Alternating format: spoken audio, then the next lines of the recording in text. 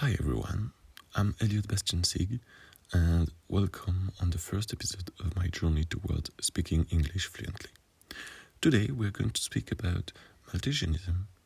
Where did it came from, what is it, and what are some derives that we can see about this current of thought.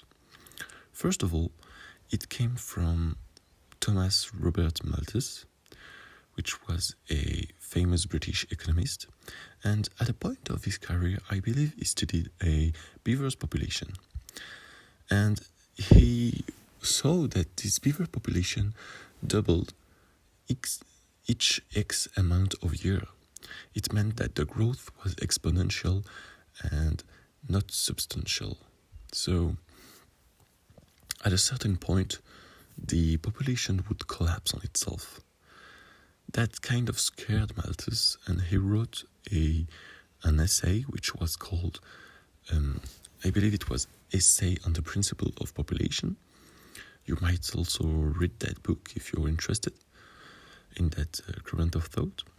So in this book, what he say basically is that the government needs to control the growth of the population and to even it with the growth of the means of production of substantial needs. Well, this might look interesting on the paper because you think, oh, I'm gonna try to stop my population from collapsing on itself.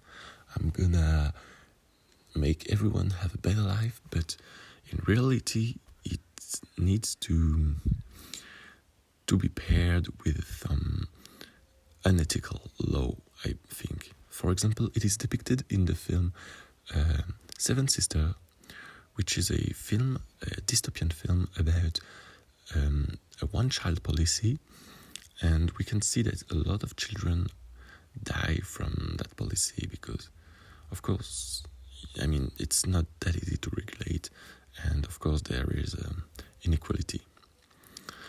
But it is also, it happened in the world because you can see in China with the one-child policy, we saw a never seen before skyrocket of the abortion rate in the family.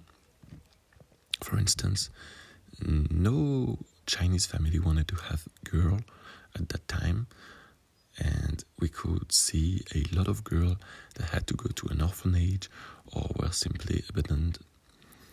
And that's why, of course, the Chinese government stopped that law, but that was really a bad decision, I think. So don't be fooled by Malthusianism and its promises.